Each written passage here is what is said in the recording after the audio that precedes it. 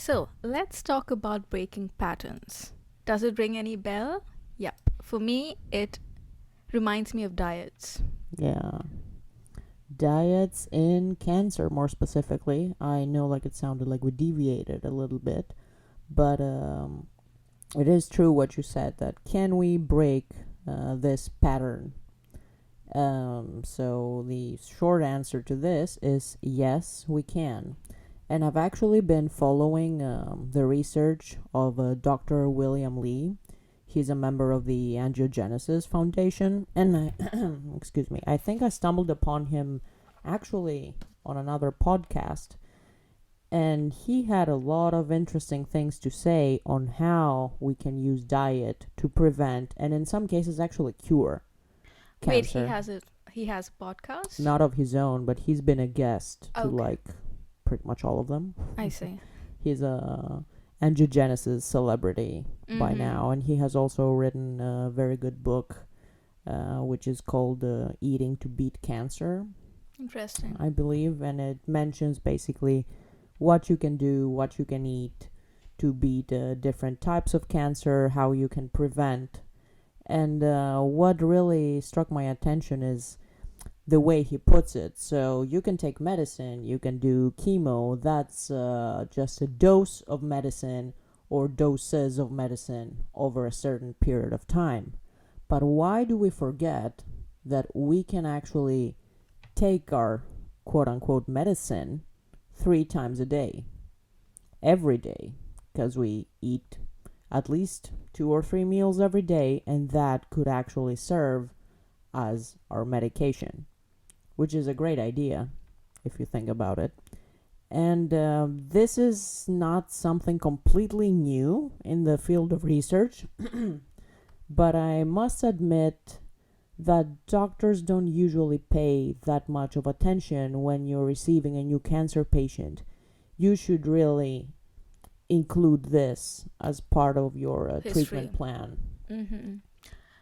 You can only tell them, take this drug or take this drug and do these tests. Like, there should really be some nutritional aspect to all of this because it's So, been proven to help. so basically, when you're looking at the history of patients, you should also include the diets that the patients have been on. Definitely. And if you know that a patient has, for example, a history of breast cancer, what do? They don't have cancer yet, but chances are much higher for them to have some form of breast cancer in the future. So what he does is he has looked at different types of cancer, and he actually wrote an amazing review in the Journal of Oncology called the Dietary Cancer Prevention, and how different groups of foods and their ingredients can help with specific forms of cancer. Some of the research mentioned is his, some of it is from different researchers, all under that Angiogenesis Foundation.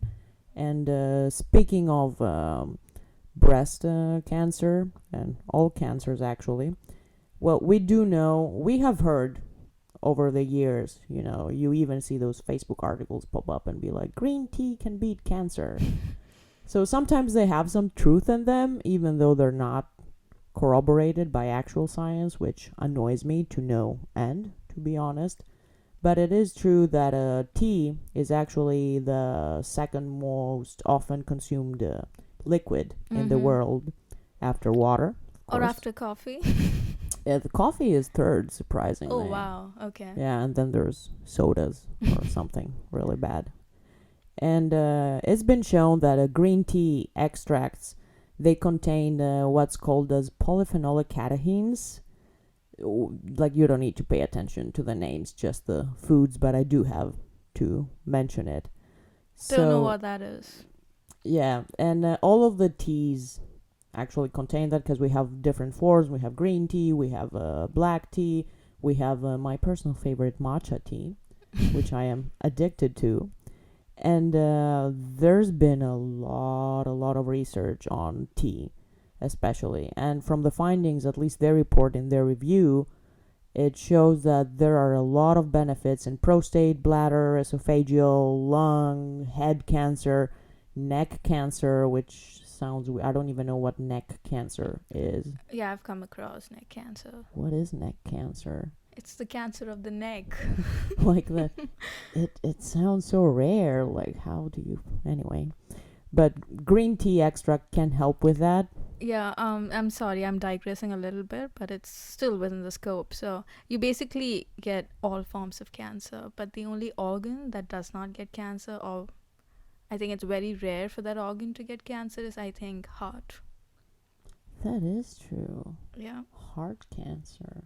And my young cousin is the first person who told me about it, and it was very recently.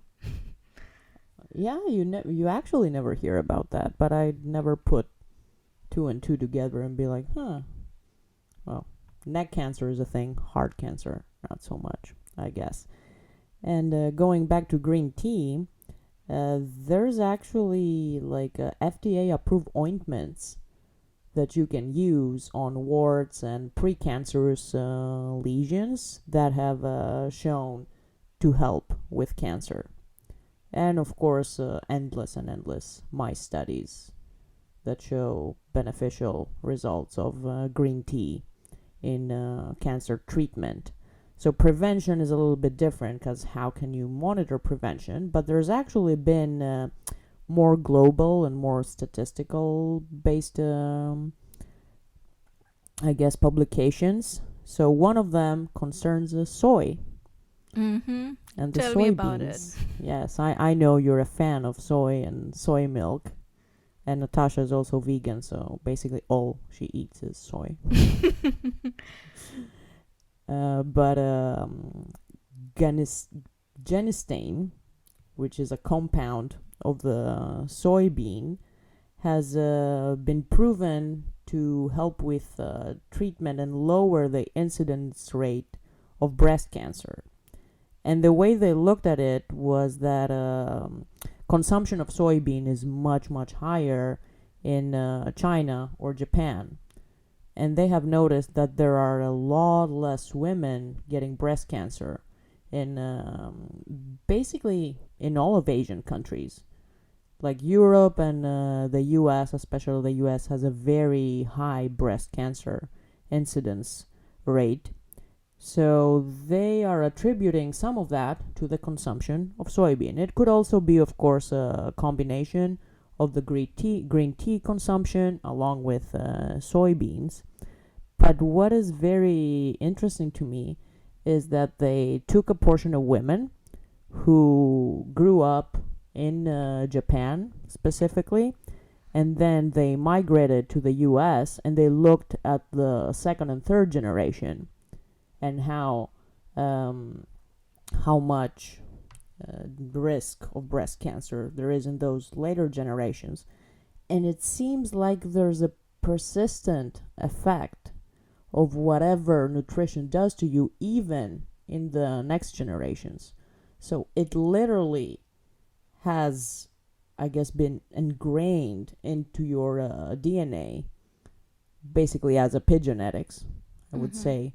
So it even follows that protective effect into later generations. And it would take like 4 or 5 generations of women originating from Asia for their daughters to have the same risk for breast cancer as native US people.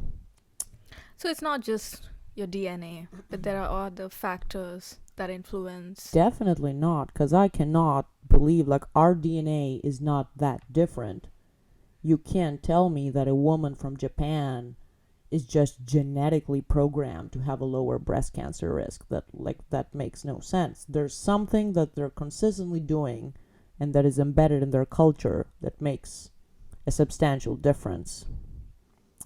And another thing that was interesting to me, because everyone loves pasta sauce, is lycopene. And lycopene is an ingredient in not ingredient, sorry.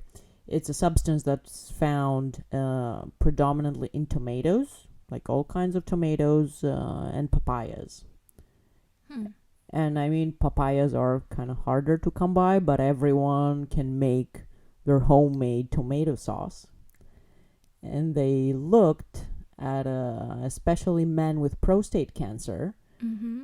and it was shown that when they were taking even a moderate amount of homemade tomato sauce and they were incorporating that in their diet, they had a decrease in their VEGF, which is a vascular endothelial growth factor levels, and their PSA levels were very decreased with respect to the control group. So nothing else was changed. All that they did was they introduced moderate amounts, like 2 servings or 4 servings a week, I don't remember, of pasta sauce.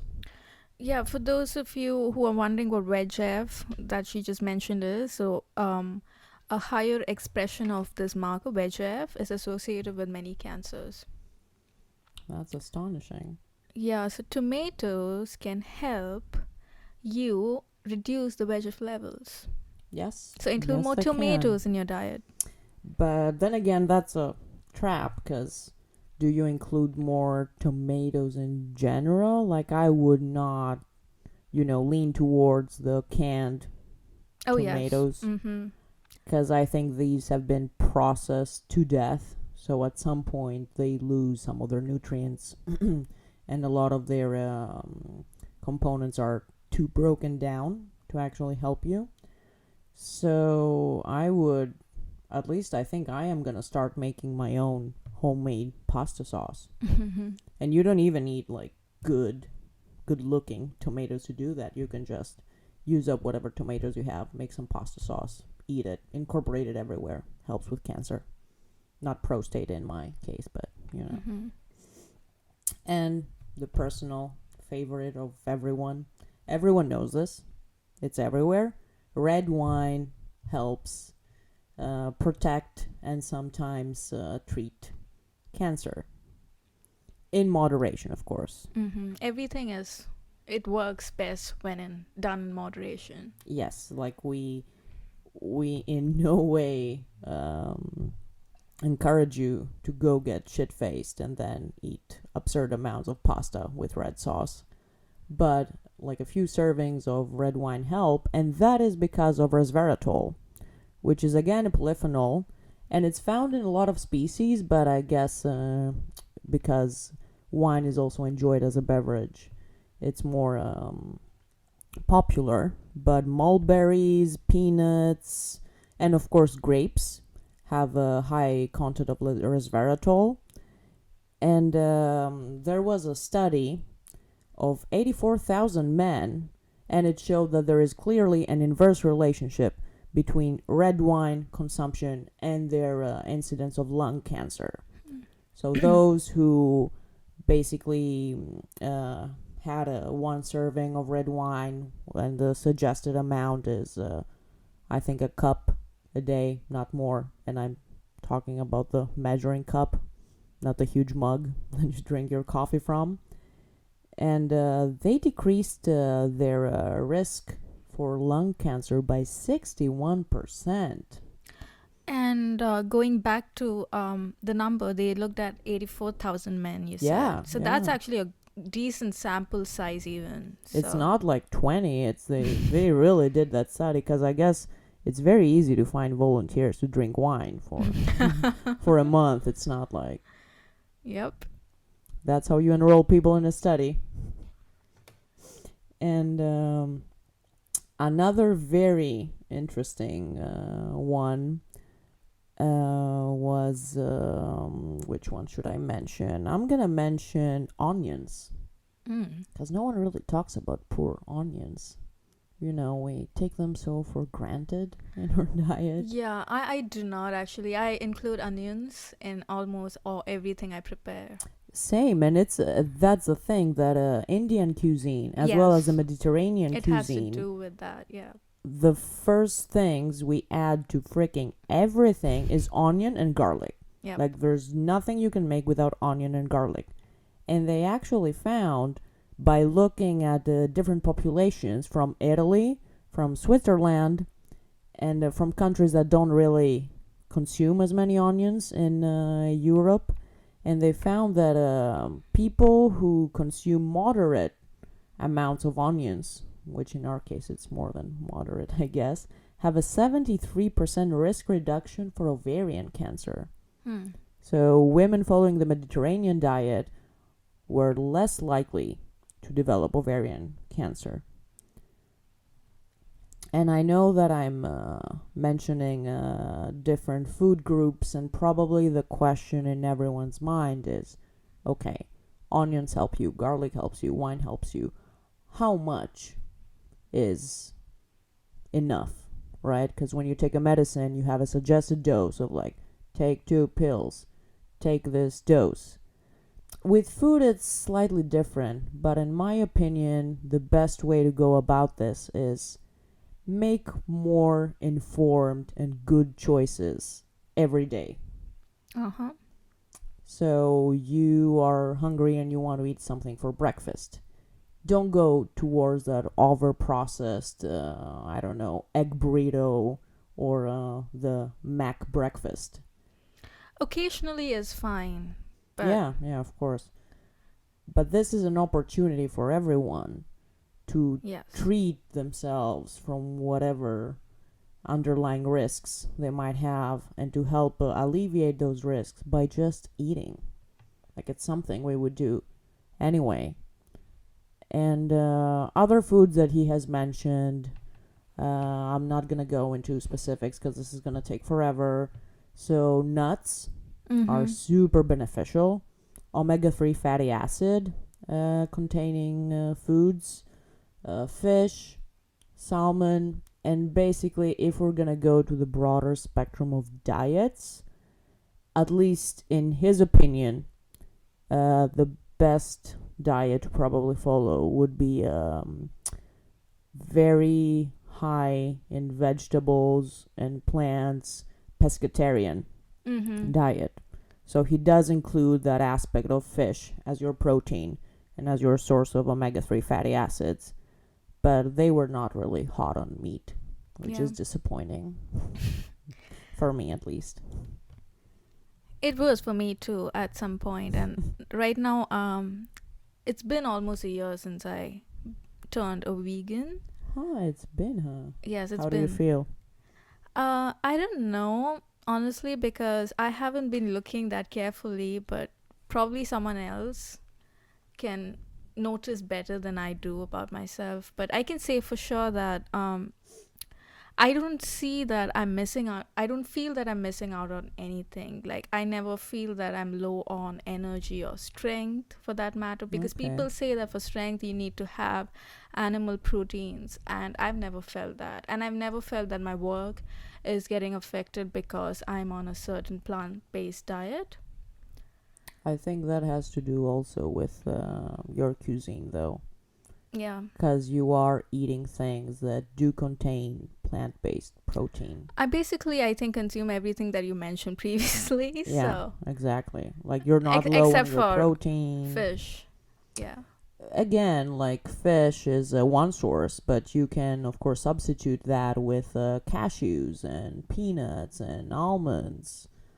There's a lot of things you can substitute for, but I'm glad that you have the energy. I've never gone vegan or vegetarian for that matter. I do want to try to limit my processed meat intake. Yes. However, I do concede that the switch is not easy. The struggle Mhm. is real. So what I did was I turned vegetarian for a year, and then switching from a vegetarian diet to a vegan diet wasn't that much. And you of a also right change. now live in a country where we have so many options. Yeah. Like Fortunately for me. vegan and vegetarian and plant-based everything. It has to do At with this the time point. also. I think 5 years from now, like vegans don't have so many options. Yeah, because it wasn't so popular. Like not right now, but for the past 5 years, we've seen what? We've seen a surge in veganism. There's a raw veganism, which is a more hardcore version of what you're doing. Keto, paleo, carnivore, Yeah. which is the opposite spectrum, sorry.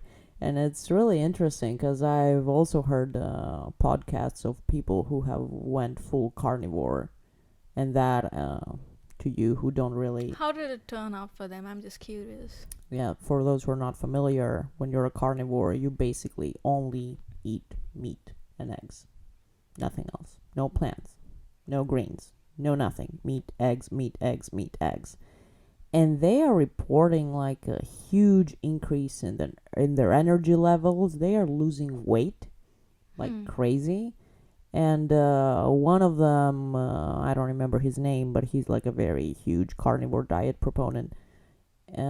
He showed that his blood tests were actually better than when he was following like a regular diet that includes carbohydrates and everything. And it's basically you don't know who to believe. People are gonna. Yeah. I mean, I've heard like literally the opposite effect of having animal proteins on blood tests. But yeah, I mean, there are studies, but you also have to look at the sample size to look also to assess the And the how long term effects also, because short term it might be fine, but long term, yeah. people have shown that diets can have immediate effects, as immediate as like 1 hour after consumption.